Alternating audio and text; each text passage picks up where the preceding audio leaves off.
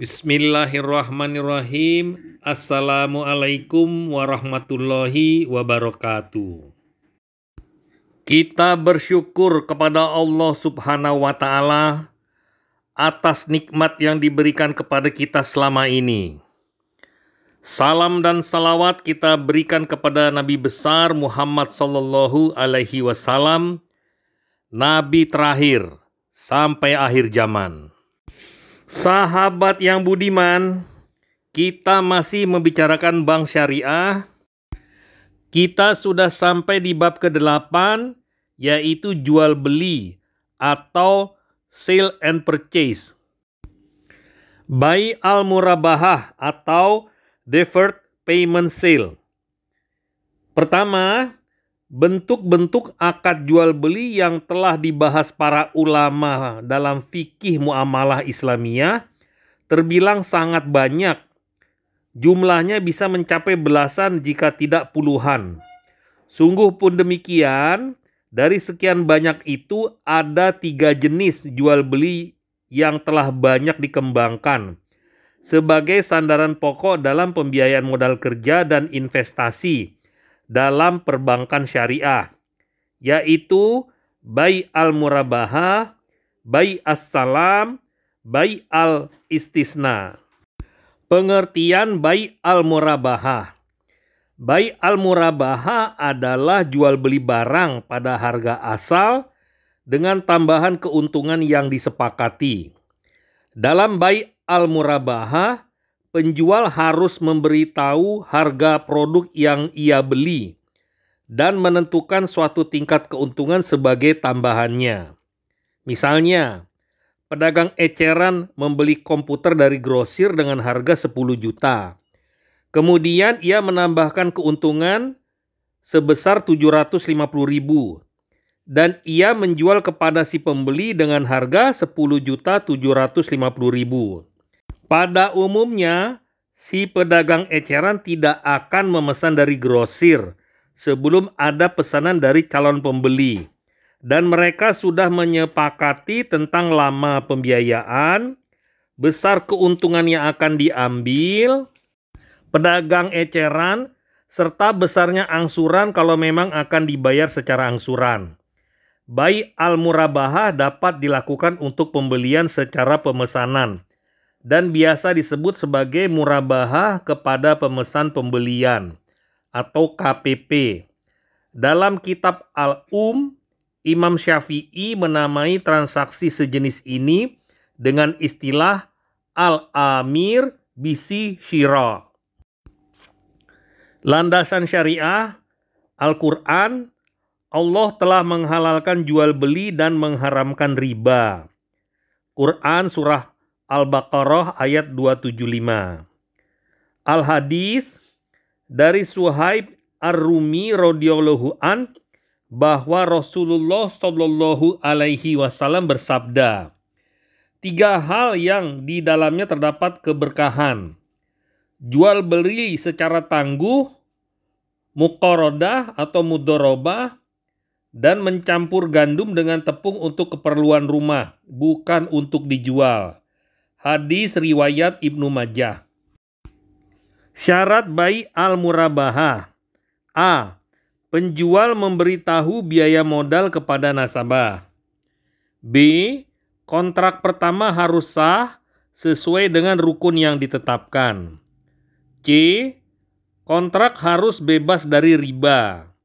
D. Penjual harus menjelaskan kepada pembeli bila terjadi cacat atas barang sesudah pembelian. E.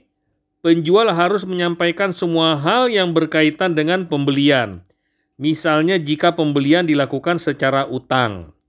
Secara prinsip, jika syarat dalam A, D, E tidak terpenuhi atau tidak dipenuhi, pembeli memiliki pilihan: A. Melanjutkan pembelian seperti apa adanya. B. Kembali kepada penjual dan menyatakan ketidaksetujuan atas barang yang dijual. C. Membatalkan kontrak. Jual beli secara al-murabahah di atas hanya untuk barang atau produk yang telah dikuasai atau dimiliki oleh penjual pada waktu negosiasi dan berkontrak. Bila produk tersebut tidak dimiliki penjual, sistem yang digunakan adalah murabahah kepada pemesan pembelian atau murabahah KPP. Hal ini dinamakan demikian karena si penjual semata-mata mengadakan barang untuk memenuhi kebutuhan si pembeli yang memesannya. Secara lengkap, sistem jual beli ini dapat dijelaskan sebagai berikut. Tujuan murabahah kepada pemesan pembelian atau KPP. Ide tentang jual beli murabahah KPP tampaknya berakar pada dua alasan berikut. Pertama, mencari pengalaman. Satu pihak yang berkontrak atau pemesan pembelian meminta pihak lain atau pembeli untuk membeli sebuah aset. Pemesan berjanji untuk ganti membeli aset tersebut dan memberinya keuntungan. Pemesan memilih sistem pembelian ini yang biasanya dilakukan secara kredit, lebih karena ingin mencari informasi dibanding alasan kebutuhan yang mendesak terhadap aset tersebut. Kedua, mencari pembiayaan. Dalam operasi perbankan syariah, motif pemenuhan pengadaan aset atau modal kerja merupakan alasan utama yang mendorong datang ke bank. Pada gilirannya, pembiayaan yang diberikan akan membantu memperlancar arus kas atau cash flow yang bersangkutan. Cara menjual secara kredit sebenarnya bukan bagian dari syarat sistem murabahah atau murabahah KPP. Meskipun demikian, transaksi secara angsuran ini mendominasi praktik pelaksanaan kedua jenis murabahah tersebut. Hal ini karena memang seseorang tidak akan datang ke bank kecuali untuk mendapat kredit dan membayar secara angsur. Jenis murabahah kepada pemesan pembelian. Janji pemesan untuk membeli barang dalam bai' al-murabahah bisa merupakan janji yang mengikat. Bisa juga tidak mengikat. Para ulama syariah terdahulu bersepakat bahwa pemesan tidak boleh diikat untuk memenuhi kewajiban membeli barang yang telah dipesan itu.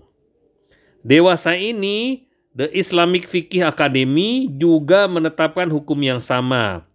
Alasannya, pembeli barang pada saat awal telah memberikan pilihan kepada pemesan untuk tetap membeli barang itu atau menolaknya. Penawaran untuk nantinya tetap membeli atau menolak dilakukan karena pada saat transaksi awal orang tersebut tak memiliki barang yang hendak dijualnya. Menjual barang yang tidak dimiliki adalah tindakan yang dilarang syariah karena termasuk bai' al-fuduli. Para ulama syariah terdahulu telah memberikan alasan secara rinci mengenai pelarangan tersebut. Akan tetapi, beberapa ulama syariah modern menunjukkan bahwa konteks jual beli murabahah jenis ini di mana belum ada barang berbeda dengan menjual tanpa kepemilikan barang. Mereka berpendapat bahwa janji untuk membeli barang tersebut bisa mengikat pemesan. Terlebih lagi bila si nasabah bisa pergi begitu saja akan sangat merugikan pihak bank atau penyedia barang. Barang sah dibeli sesuai dengan pesanannya, tetapi ia meninggalkan begitu saja.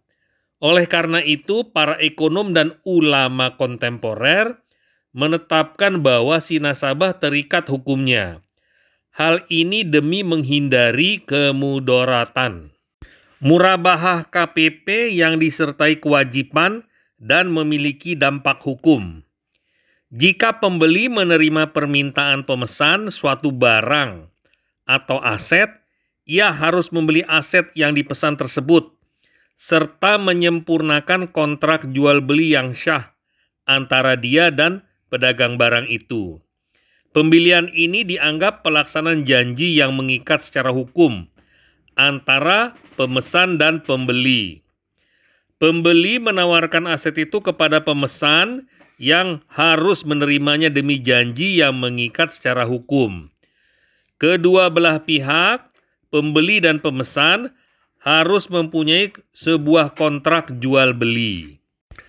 Dalam jual beli ini, pembeli dibolehkan meminta pemesan membayar uang muka atau tanda jadi saat menandatangani kesepakatan awal pemesanan.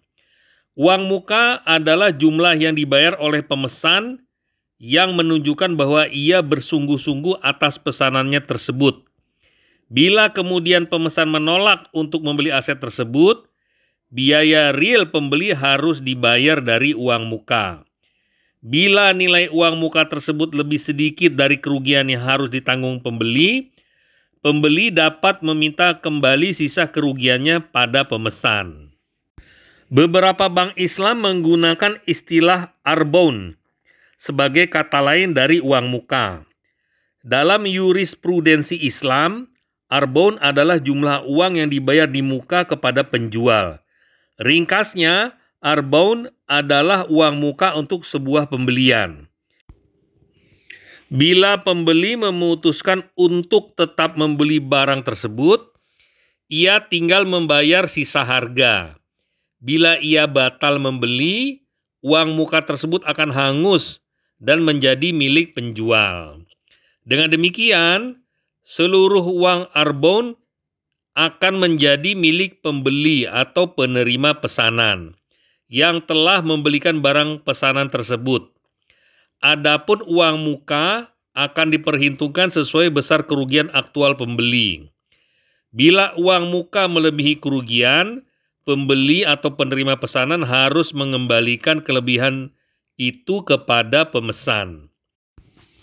Beberapa ketentuan umum, jaminan. Pada dasarnya, jaminan bukanlah satu rukun atau syarat yang mutlak dipenuhi dalam bai' al-murabahah. Demikian juga dalam murabahah KPP. Jaminan dimaksudkan untuk menjaga agar si pemesan tidak main-main dengan pesanan.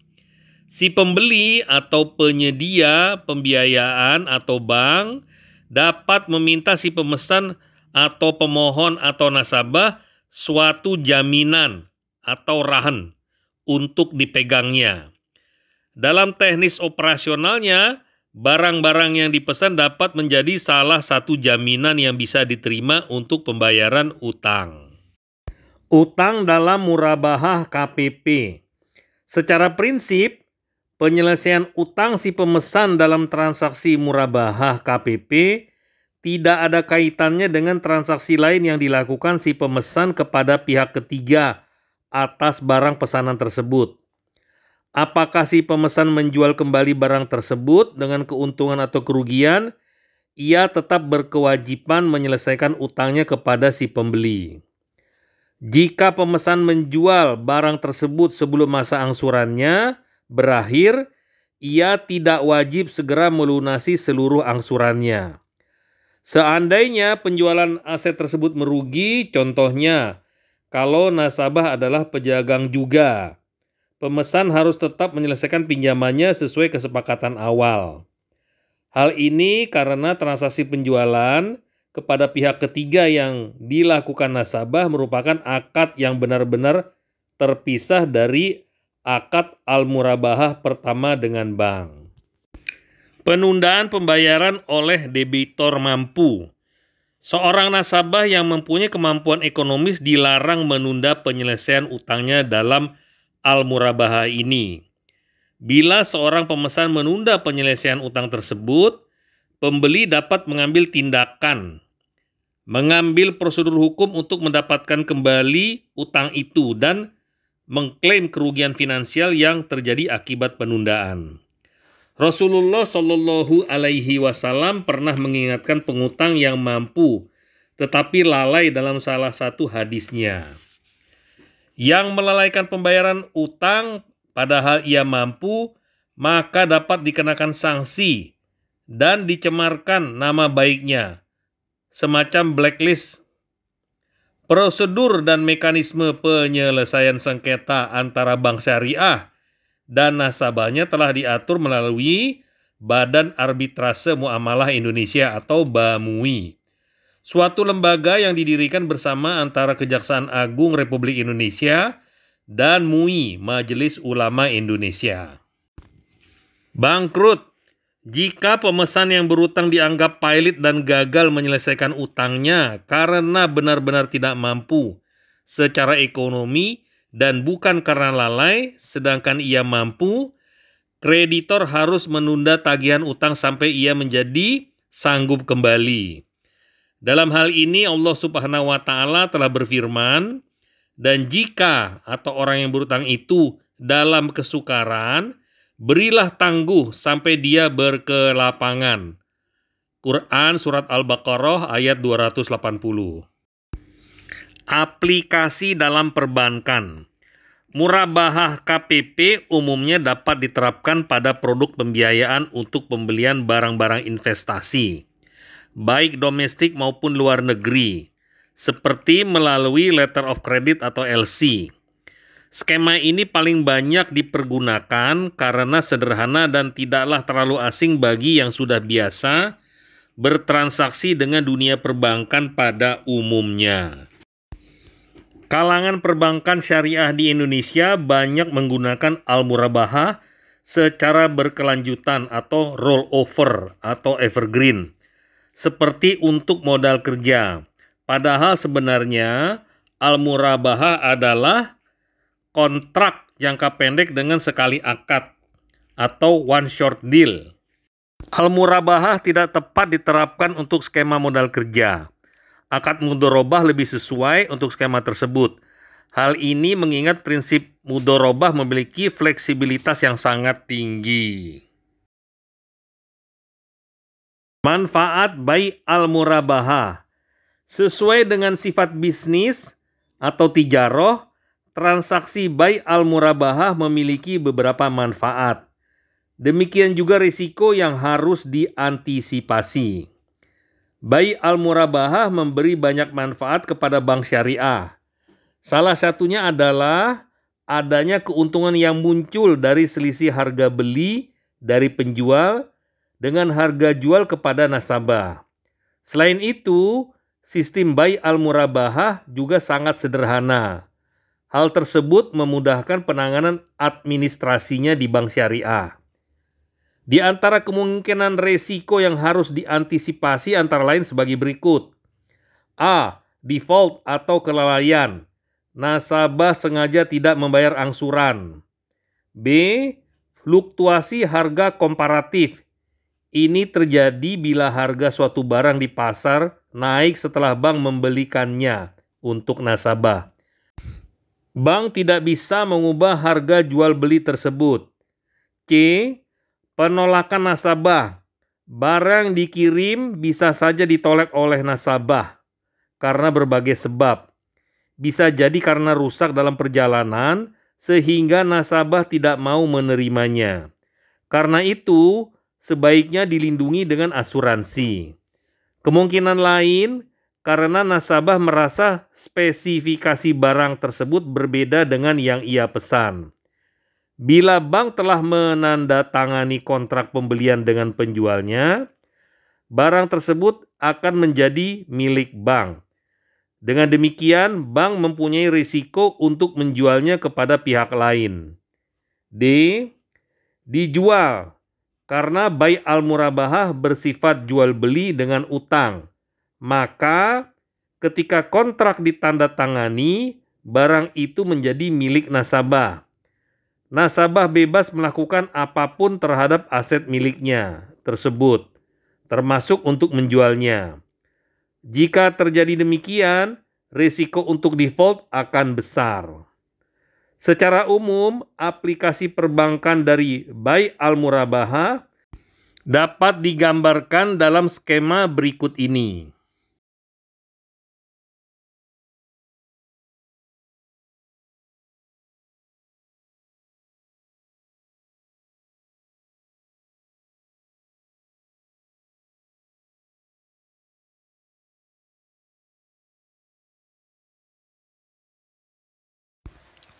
Sampai di sini dulu sahabat, sampai ketemu di topik lainnya.